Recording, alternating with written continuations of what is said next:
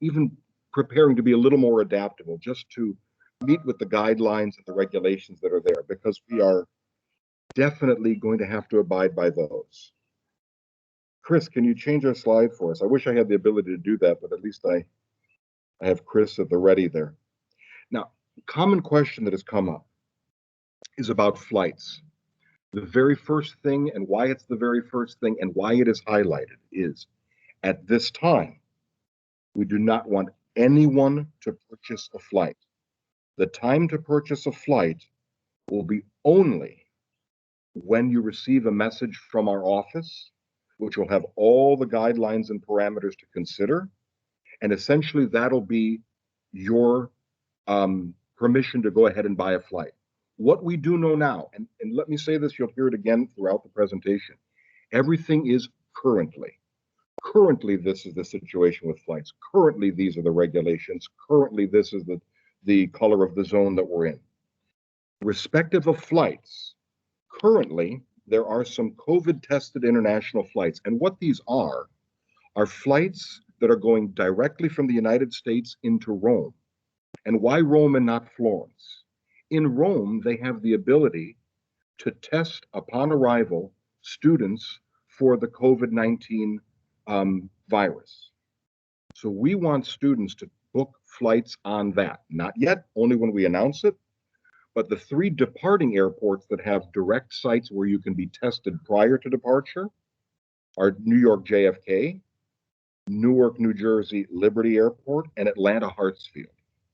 So you can arrive 48 hours prior to your flight, having received a test indicating you are negative, which we hope everyone will be, negative. You'll be tested there, allowed to board the COVID-tested international flight, arrive in Rome, test negative again, and then you can proceed on to Florence by rail. Now, what I put in the bottom is train from Rome to Florence, approximately $90, and then a cab ride. We'll guide you through all of that. Those are very, very good things to keep in mind for your budget, very good amounts. But we'll guide you through the entire process. What I might have said even earlier in this is presently we have 4 students who are studying there for an entire semester.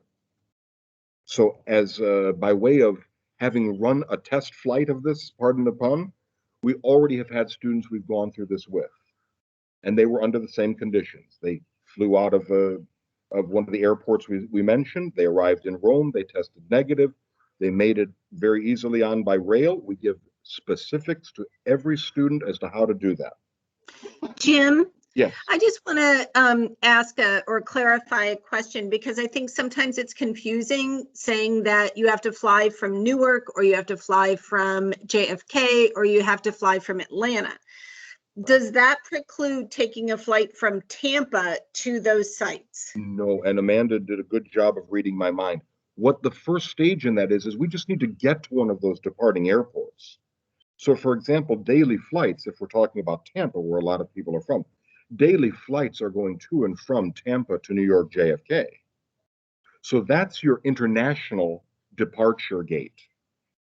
And the reason we don't want you to fly through a connecting flight, as we've been advised that connecting flights, you might be stopped. So a Tampa, New York, London, you might get stopped in London.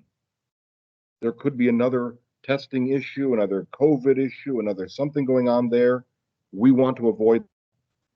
So the issued by the Italian ministry has been travelers who are students in business should be taking direct transatlantic flights from one of those airports and then arriving into Rome, where they'll be tested again. Then you move on to Florence if you test negative. Let's say, God forbid, somebody tests positive. You are required to quarantine in the city of Rome. Now, I'm presently gathering information on all the logistics for that. And I'm working in concert actually with some other universities who are running programs and have been in discussions with them this morning about it. We'll give you all of those particulars. We won't simply say you've arrived in Rome, you've tested positive, you have to stay there. We'll be in touch with you continuously. This is representatives from our office as well as Florence University of the Arts. And this is only someone testing positive. And we'll assist you with finding the hotel, doing meal arrangements because you'll be under quarantine there, so you'll have to remain in the hotel. And then once you're cleared, moving on to Florence. You'll be in constant contact with us. And we'll talk a little bit more about classes later, but if you are required to quarantine, those 2 weeks, your classes will be delivered in a complete online format. So that's been cleared. Your classes will not be suffering because of that. But in an ideal setting, we'll have everyone test negative and we'll move on. I do have to say, if you're quarantined in Rome, there will be charges connected with that. Obviously, the hotel and meals and so forth, and they are at your expense. It's impossible for us to plan and budget for that, not knowing each individual student what the forecast might be for the future. Could I have the next slide, please, Chris? Okay, you've been hearing a lot about zones, so let's be a little bit clear about what they are. Italy has divided the country into 4 zones, and they've assigned a color to each, which you see there, the white, yellow, orange, red. Going from white to red, they get progressively more restrictive. And that's the nation, again, working very diligently to contain and suppress outbreaks and surges in COVID. Presently, and this is important, here's the currently word again. Currently, Florence is in the orange zone. Now, every 2 weeks, you notice at the top what we put there, every 2 weeks they're being reviewed. The last one that Amanda mentioned at the opening, the Ministry of Health, in connection with the new Prime Minister, let's contain the gatherings. Easter is an extremely important holiday, but let's see if we can contain any possible outbreak, so things are shut down. But that will change after April 6th, well before our programs are planned. What is taking place in the orange zone right now, and we'll address some of this in more detail too, and maybe relates to some of your questions, the retail stores remain open. This is in Florence now. Regrettably, the museums, the theaters, those places where there are social gatherings or gatherings where people cannot stay 6 feet apart and observe the COVID physical distancing regulation, those have to remain closed. Bars, restaurants, they're allowing takeout. And the takeout is up until 10 p.m. But let me be clear about what Italians mean by a bar. That's a word that sometimes they've actually borrowed from the English language. That's not an English word, bar. Bar is an English word, not an Italian word. They've borrowed that from English, and it's really meaning a cafe. So think cafes, restaurants, they're allowing takeout. So that wonderful Italian cuisine, the famous cappuccinos, the espressos, the pastries, all of that, you can still have access to, but it's on a takeout basis. The mobility within Florence is very free, though. We're saying nearly unrestricted. Yes, regrettably, we can't visit some of the famous museums.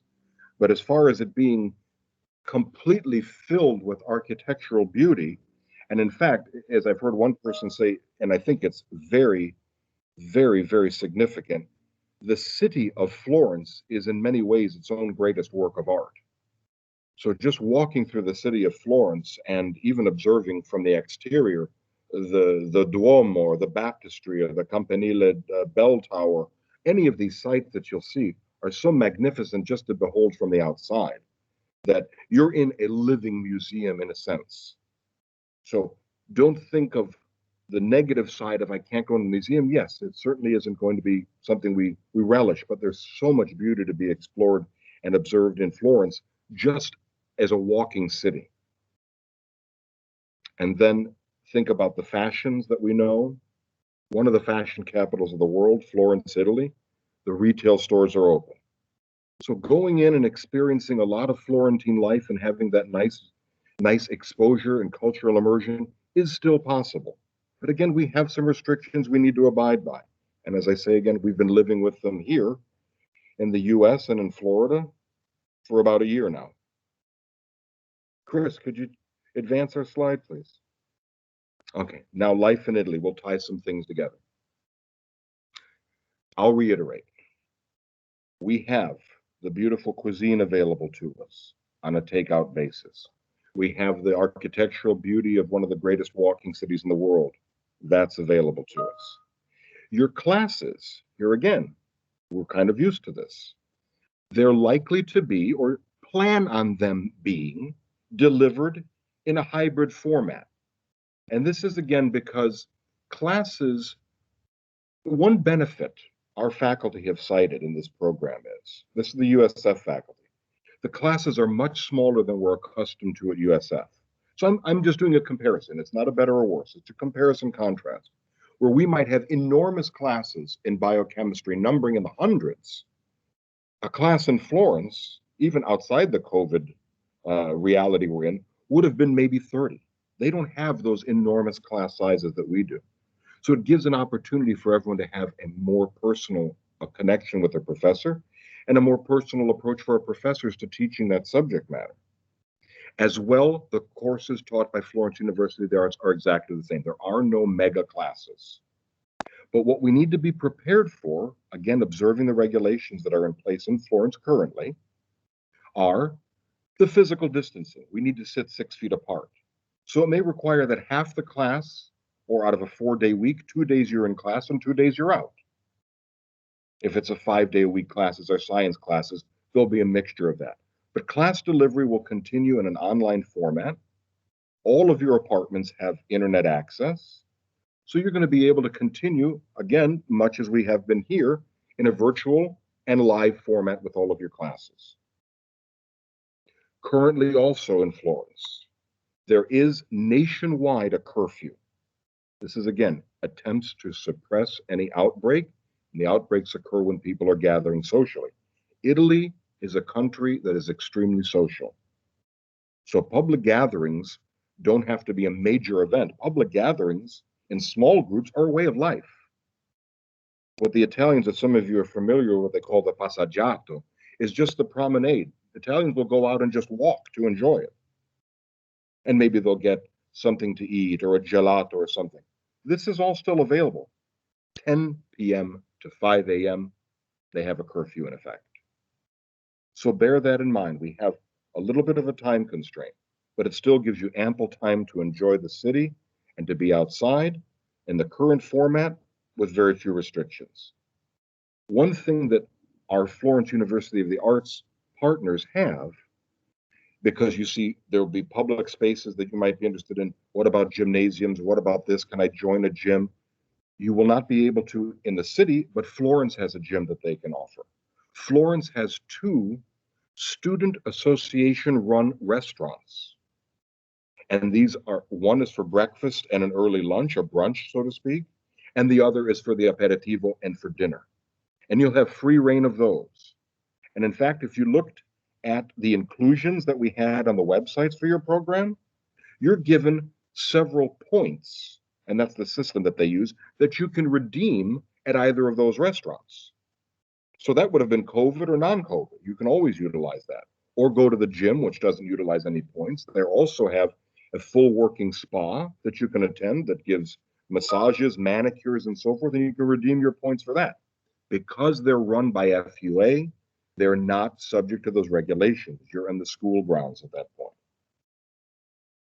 And the last point I wanted to mention, when I hope all of you and more can join, so tell everyone if you're in contact with them, is next week and ever after, we're going to be, until the program's leave, we're going to be hoping to connect with our Florence staff very soon and do more of these town hall presentations where we will invite them and even hopefully invite some of the students that I currently have in Florence to join us in those meetings.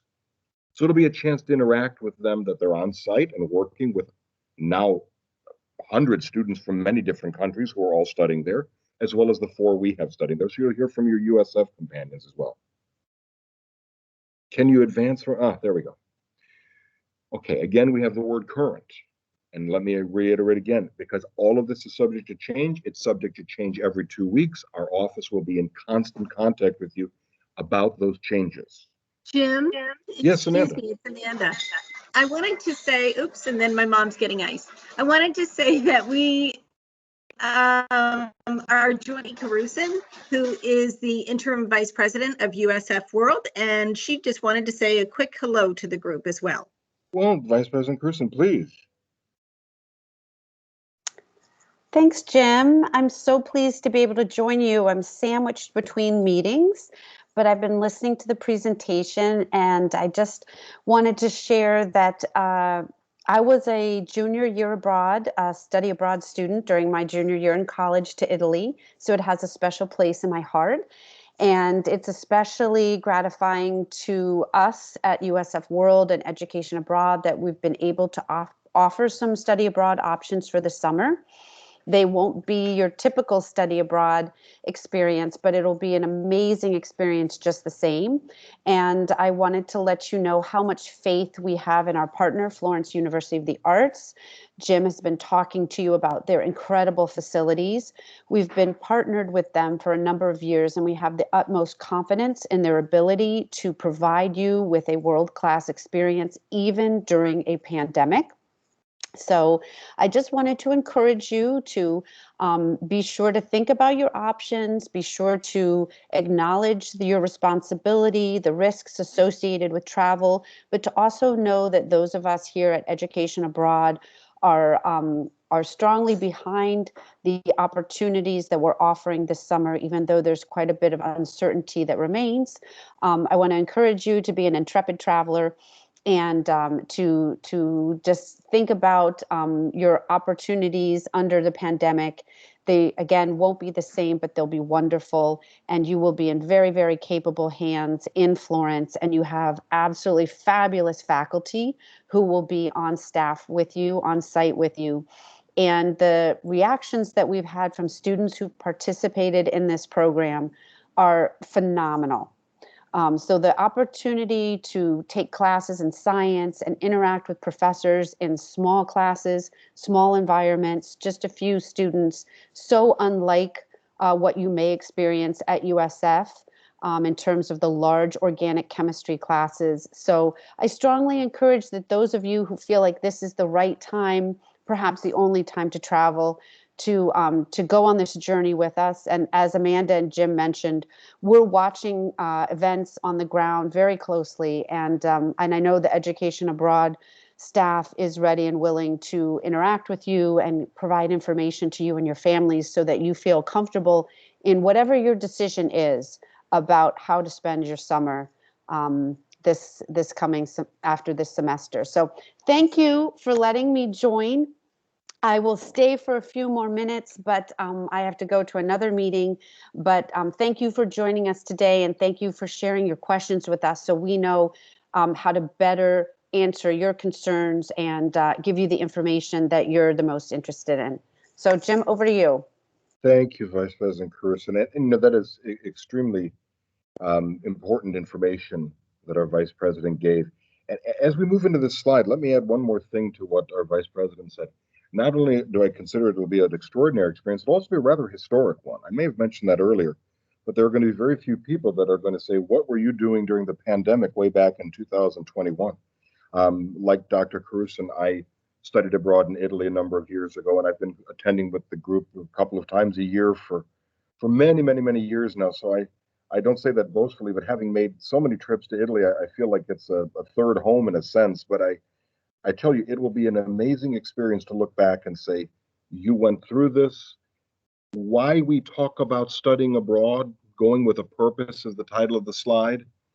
If I can move away from the slide slightly and reflect, I'd say almost always we tell students, you're going for academics and then balancing that with a cultural experience.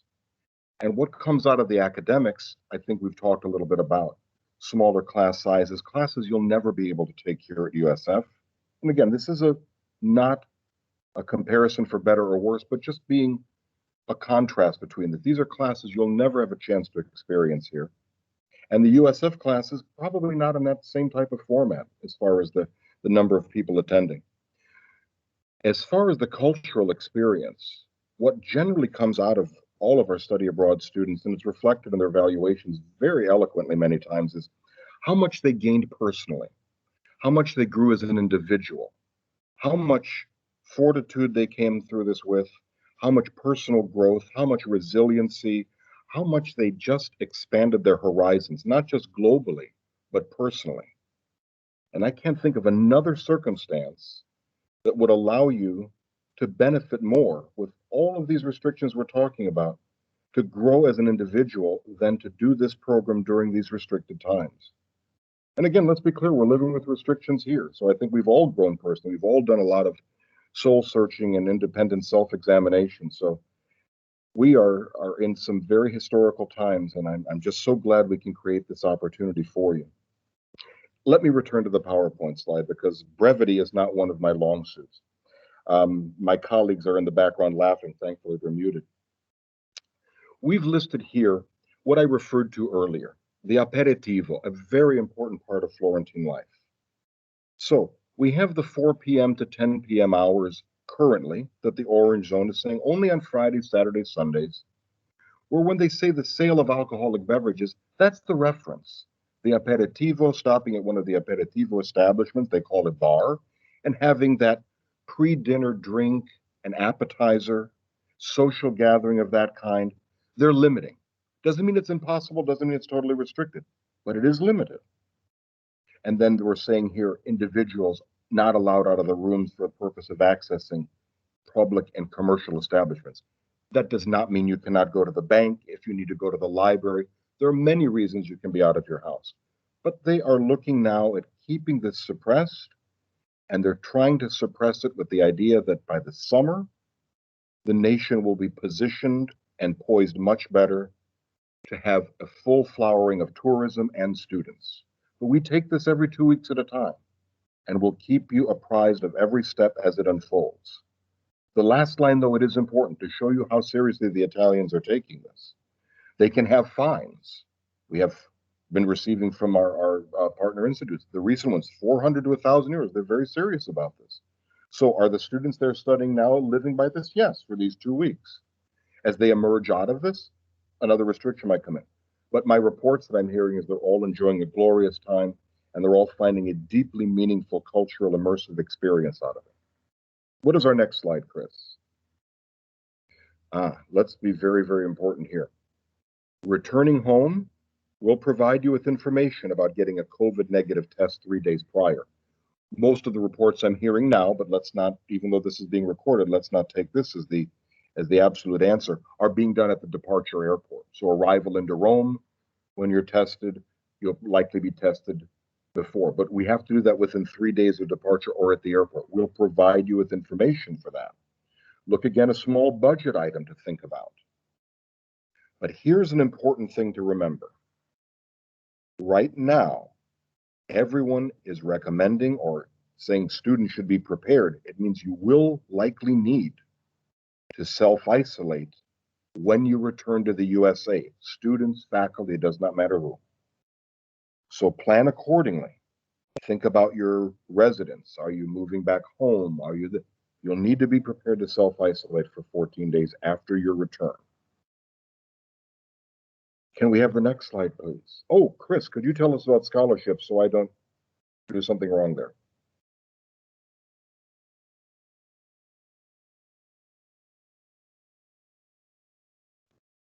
Yes, sorry, I had to unmute myself there. Hopefully everybody can hear me. We did get a lot of questions about scholarships in the survey that everybody was very nice to fill out. So I really wanted to go over that. Now that this program has been greenlit, like we're going forward with the program, we're going to start the review process this week. We already have our team together. We're going to try to get this done. Historically, decisions will be made within 3 to 4 weeks. We are hoping to move that up, given the fact that we don't have as many students going abroad this year, thus fewer scholarship applications to review. But just to manage expectations, that's what students can expect right now. But we hope to be much faster with this process. All students will be notified in AwardSpring, so please keep logging in. You can check the status. Once we make decisions, students will either be awarded or denied within AwardSpring. You can also reach out to our staff in the Education Abroad at usf.edu email account, and we'll be able to look things up for you there. If you are fortunate enough to be one of our recipients, you will receive an additional email indicating which award you have, what your next steps are, and that will all come directly from the Education Abroad account. So that's what's going on with scholarships. We hope to have reviews done quickly, and we will be notifying some lucky winners in the very near future. Thanks, Chris. I appreciate it. Our next slide, I really want to make sure we have students clear on, because we put this in the message, and we were very fortunate that our partners in Florence granted us much more extended deadlines, which we want to pass on to you, but the deadlines are approaching. So in my message that sparked this town hall, we looked at our withdrawal commitment penalty. So we really have until tomorrow for only of your $500 initial deposit to only levy a $250 penalty. And that's regardless of whether it's the first 6 weeks, which encompasses the A, the business, and the C session, or the second 6-week group of programs, which is the B, the science, and the social psychology, social behavioral science. But pay attention, please, to the next line. May 17 through April 13 for the first 6-week group, March 17, April 13, March 17 through May 14 for the second 6-week group. The withdrawal commitment will go up substantially. And then the April 14 through May 14 for the first and second 6 weeks groups respectively, it's full financial liability. So we want you to take this information in. We want you to be very conscious about it. We want you to discuss it, think it over yourselves, discuss it with family, and know what's the best way, as Vice President Caruson said, for you to proceed. But we are here to answer questions, and I'm trying to think, is that our next slide, Chris, is questions? Did I imagine that? It is for questions. So Chris and Snow were good enough to prepare the questions in the initial announcement of the meeting. So I'm happy to receive questions that were among our top ones and address them here now.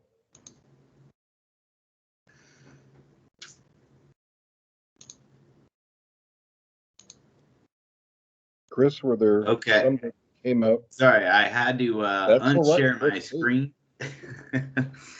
Do about 30 other things. So we did have a couple really good questions from the group prior to today's event. So let me go over into those recorded, and let me ask you this, Jim. So one question was, can I travel in Italy before or after the program?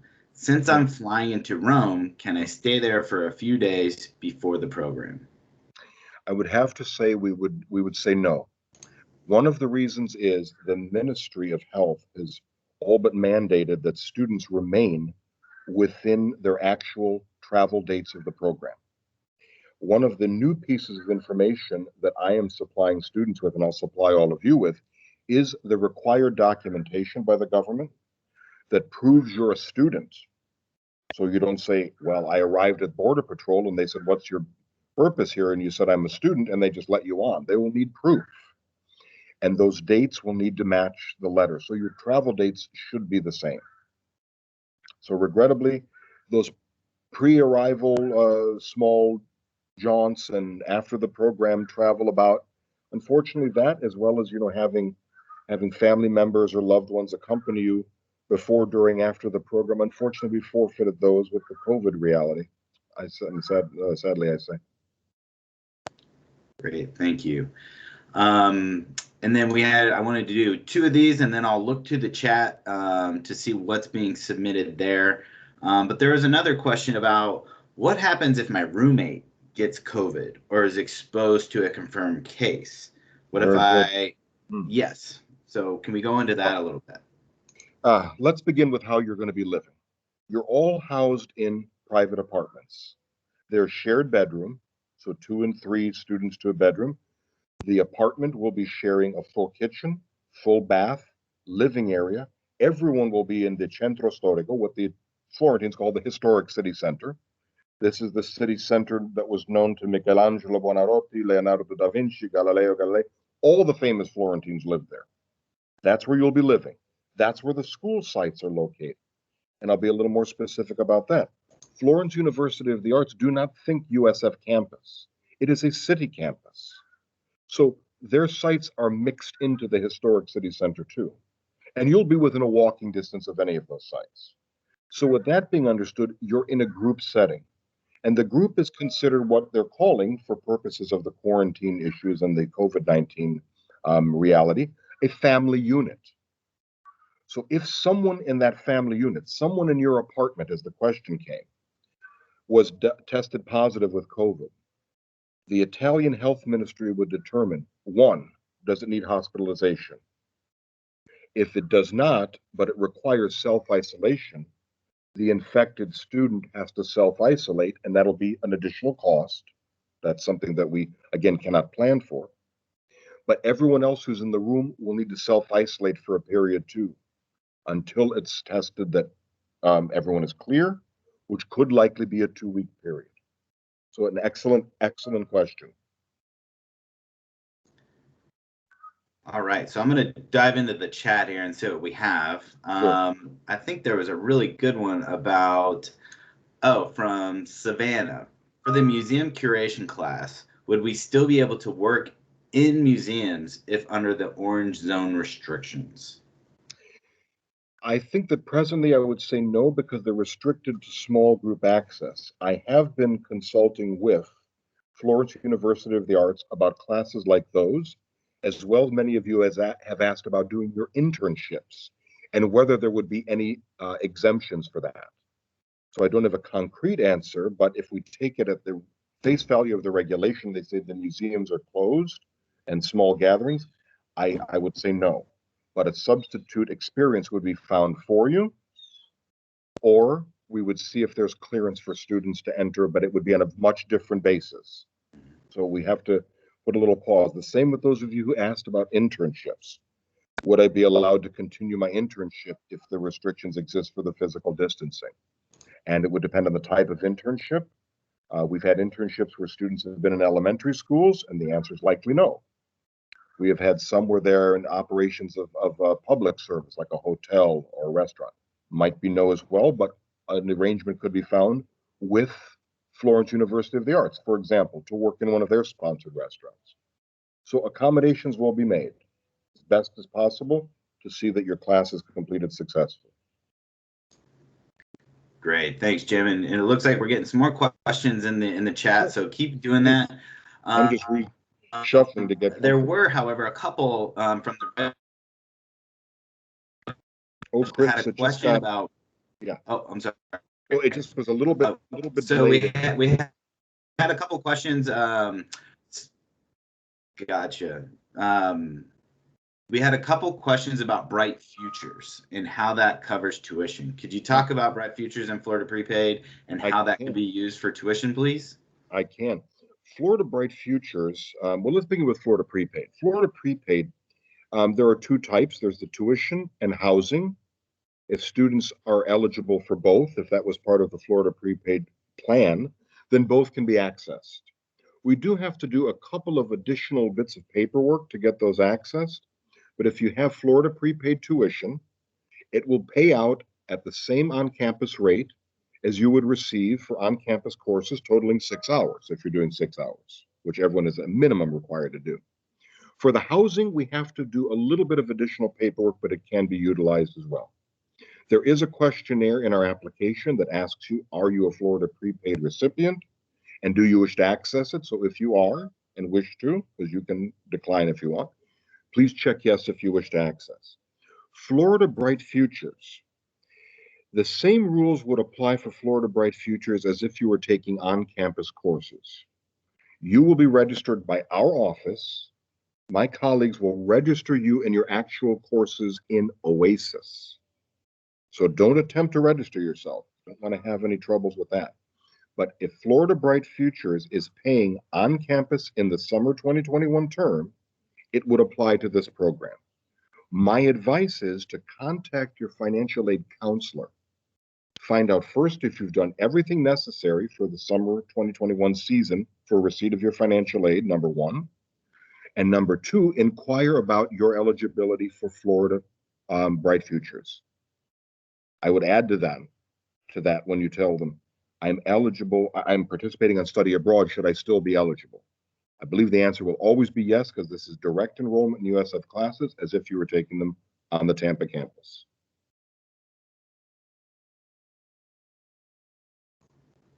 Next question. Awesome. Thanks, Jim. Could you, there's a question in one in the chat and one that was submitted earlier about the cultural introduction piece. Could you elaborate on that and how that potentially is going to work with this program? Yes. The cultural introduction to Italy. There are two things we could say about it. One is if you're referring to the course within the 6-week program called Cultural Introduction to Italy, that course will be offered.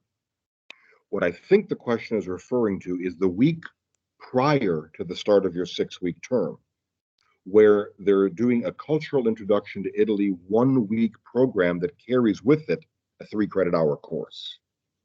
And I have not sent an announcement out yet. I sent an announcement out saying it was in the application, and if you're interested to please check that questionnaire. But our colleagues in Florence have asked that because of the recent changes, that we pause on that for a while. So it's good that you've answered affirmatively. But again, it highlights two things. Another reason not to buy an airline ticket, because if that is green lighted and we are doing the Cultural Introduction to Italy week, you'll have bought a ticket with the wrong dates. So no ticket should be purchased until the message comes from our office. But also the chance that the program, that 1-week introductory program, won't run. And for those of you not familiar, it's one that actually begins in Rome, which ironically is the arrival airport. And through that week, it traverses the nation of Italy, going continually northward until by the start of the 6-week program, anyone doing the Cultural Introduction to Italy program has arrived in Florence to meet the rest of the group during the 6-week session. We just have to put a pause on that. So go ahead and check the questionnaire if you're interested. That's important to know if you are interested in doing it. But that may have to wait till later for us to find out. Again, regrettably, kind of a victim of the COVID itinerary restrictions. Great. Thanks, Jim. There's some really good questions going through here. So I'm going to ask one about the program, and then we're going to get into some courses, because I know a lot of students had course registration questions. But before we go there, there's a really good question. If I wanted to visit family in Spain for a weekend, could I do that, or would I have to stay in Italy? You would have to stay in Italy. Even the current restrictions are limiting mobility to outside of Florence. For those who aren't as familiar, Florence is divided into a number of regions. The famous, under the Tuscan sun, Tuscany, Toscana, is the region that Florence is in. Florence is the actual capital of Toscana. So we're restricted right now, and this is currently again, right now, to staying within Florence. Not a bad place to be stuck in, if I may humbly say, not just as a person who loves Florence and who's been many times, and to give you some more context, as many times as I've been, I never tire of it. So I could go anytime and still find something new and beautiful to be attracted by and interested in. But we can't move outside of Florence right now or to other parts of Tuscany. The hope is, it's our hope, as everyone wants, that we vanquish this virus and mobility returns to being unrestricted worldwide.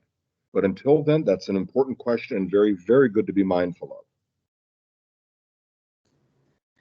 Okay, as promised, some course questions. We've had a lot of students asking questions about when do we get registration? How do we do that? What does that process look like? Okay. Is it the same as on campus? Are there special forms? So when can they sign up for classes? And if we could also touch upon how many credits do they need to be taking in Italy? Very good. All right, here we go. Now, everyone is required to be enrolled in a minimum of 6 credit hours. For most of you, that's going to be 2 courses, 2 3-credit-hour courses. There are some who've already had classes approved that are going to be doing a 6-hour, one course that's 6 hours like an internship. So that's a possibility, but 6 hours is required. So mostly everyone's going to be in 2 courses. A 3rd course is an option. I have to honestly say, administering the program for this many years, it's not that highly recommended because it does bite into other time. But if you want it, it does come with an additional cost, which we've outlined on the website. However, 6 credit hours. Now, the registration process goes this way. In a short while, I release to you a website, a web link, and a secured password, a passcode, that will identify you as being with the University of South Florida. And that's a website for Florence University of the Arts. So it is through that website that you will create an application and registration profile for yourself in their system. It's at that time that you will select your actual courses. Now, be advised that, and I was on the phone earlier with probably one of the students on our call, on our town hall here. That website is going to ask you for your primary course, the one that you actually want to take, and 2 alternate courses. And then your second choice course, the one you want to have a seat in, and your 2 alternates. That is what we will use. You'll receive an official registration. I'll tell you right away or within 24 hours, this is who you are, we have you in the system, and here are your 2 courses. And I'm copied on that as well. It is from that official registration that our office will register you in OASIS. So to recap quickly, most of you will be in 2 courses. You'll receive a link from me with instructions on how to create a profile and register with Florence University of the Arts. You'll select your courses through that portal.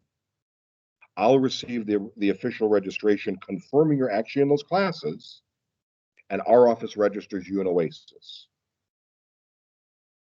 Hopefully that covered it. But again, we will be addressing these things, and you all have my email. We can go into more detail. That's great. That's great. And a couple of interested students were inquiring about that. So hopefully that'll help them along. There's also some questions about housing. I know this is always a big subject with our students on any study abroad program. So there's kind of a 2-part one here, back-to-back questions from some students. What is the max amount of people in an apartment, and are there any private options available? Oh, very good question.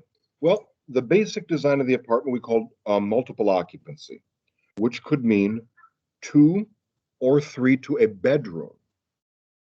The 3-bedroom one, by the way, these are all regulated by a housing agency with very strict laws about how many square meters and so forth are considered a 3-person bedroom.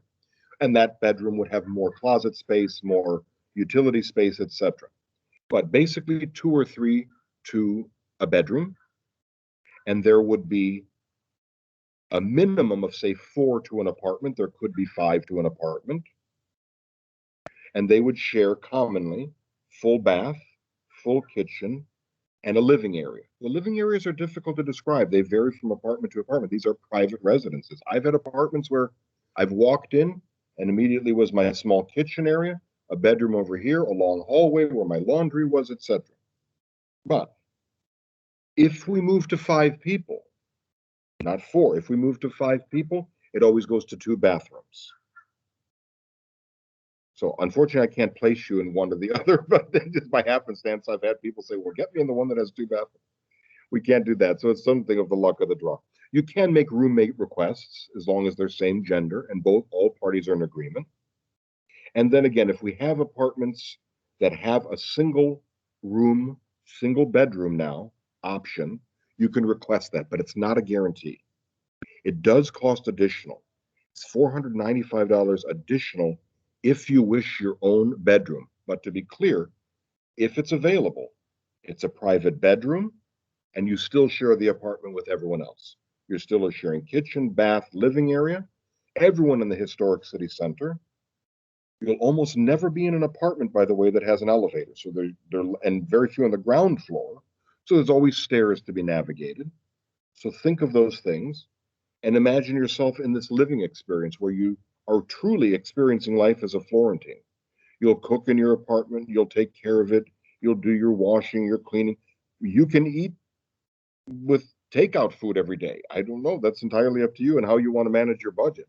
But you have the chance to be a denizen of Florence with this program, not to be a tourist. And I'm not saying tourist like it's a vulgarity. Tourism is wonderful. Florida survives on tourism. But we don't want you to be tourists. We want you to be travelers, and a traveler is the person who makes the extra measure forward to immerse themselves in the country and culture. Be a Florentine Italian for this 6 weeks. That's what we want you to come away with. I should stop because I can go on about that question forever.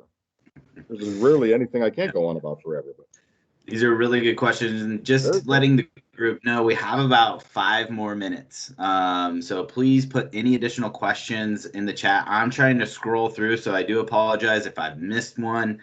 I'm scrolling right now to see if I can find any.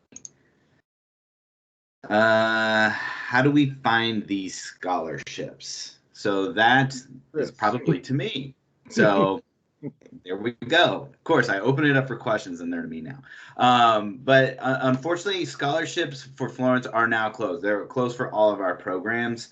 So we are no longer accepting scholarship applications in award spring. That deadline was back in February. Unfortunately, we were trying to figure out which programs were going to go, which ones weren't. So unfortunately, there are no other opportunities within Ed Abroad. However, if you are interested in looking at resources outside of USF or outside of our office, I would be more than happy to talk with you. There's plenty of opportunities with Rotary clubs, community organizations, things like that, that I'd be happy to pass along to any students that have those questions. I'm going to throw my email in the chat. So please reach out to me on that front, and we can set up an advising session to go over some of those additional options. Hey, Chris and Jim, I see a couple of follow-up questions, if you don't mind me in Please. there, about the courses. And so I think there was a question about where would they find their form that they had completed, which is called the course selection form. And then the other question is, do they sign up for USF taught courses via the FUA portal? The answer is yes. Everything will be done. USF or FUA class will be done through the FUA portal. So all of that has to be in perfect harmony. Now, the other question about the course selection form, those forms are found on the application. So if I understood the question correctly, and I'm not interpreting it in error, it's found on the application. We want everyone to select a primary course, 2 primary courses, and for each course, 2 alternates, whenever possible. This form must be signed by your major academic advisor. So we want to make sure that with all of this wonderful part that I said, half the program we want to be cultural immersion, the other half's academics. We want to make sure we're not interrupting degree progression. We want these classes to be ones that are of tremendous interest to you, but we also want them to be ones that are serving you marching toward graduation in a timely fashion. So please have those approved by your academic advisor. But yes, all of the classes will be registered through the FUA portal. And then I'll get that confirmation and we'll proceed with registering you into OASIS. Okay. And so I've seen 2 questions here, and I don't want to avoid them. So I believe Alexis and Alexander, both asked a question about, will there be an event in which the trip will be canceled, and what about refunds? Well, I think it's rather impossible to say what could be. No one expected a pandemic. And USF would never have any student or faculty member or staff in harm's way. So I think there's always a possibility, and always would have been, even in a pre-COVID reality, that something could have been canceled. I hate to look back into terrible events of the past, but we've had to cancel programs on site when earthquakes happened and tsunamis happened. Recall students. It is an unfortunate fact. It is rare, but whoever thought we'd be finding ourselves in the midst of a global pandemic? So our office is always looking towards student safety first. If we were to cancel a program, we would have to examine very closely what the conditions are and see what the applicable refunds would be. And Amanda, you may have some other information to share, but we would look to hopefully be able to get any recoverable cost back to the student as quickly as possible. And by that, I mean anything that we can actually have returned that has not been spent. We would never be keeping that money. We would be returning it to the student in full measure. Yeah, I think, Jim, you summarized it well. Anything that is non-recoverable, i.e. we can't get those funds back, we would not be able to return, even in the event that USF is forced to, outside of our control, cancel the program. So, yeah, sorry. No, I was going to say it's a sad situation that, as I say, has always been one that even before COVID was even known, before anyone ever saw that terrible name, that always existed.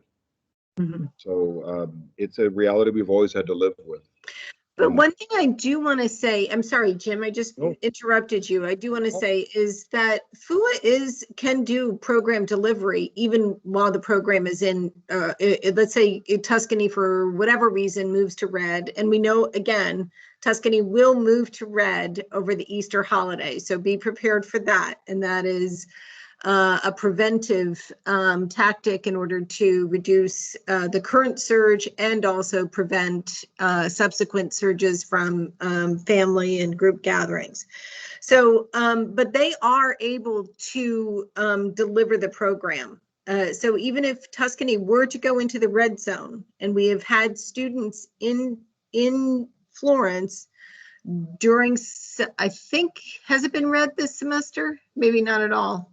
In Tuscany, I'm not sure, but I know last fall they did, and yeah, it's they're able to still to deliver the program. So it, you know, I think, and I think that's why the program has been approved, is because we're confident in what our partners in Florence, the type of support that they can give students. It doesn't mean that, as we've said over and over and over again, if you've talked to a friend who went on Florence last summer or the summer before, not last summer, nobody did, but in previous summers, the experience is going to be different than what you've heard. And so we do want students to be really prepared for that.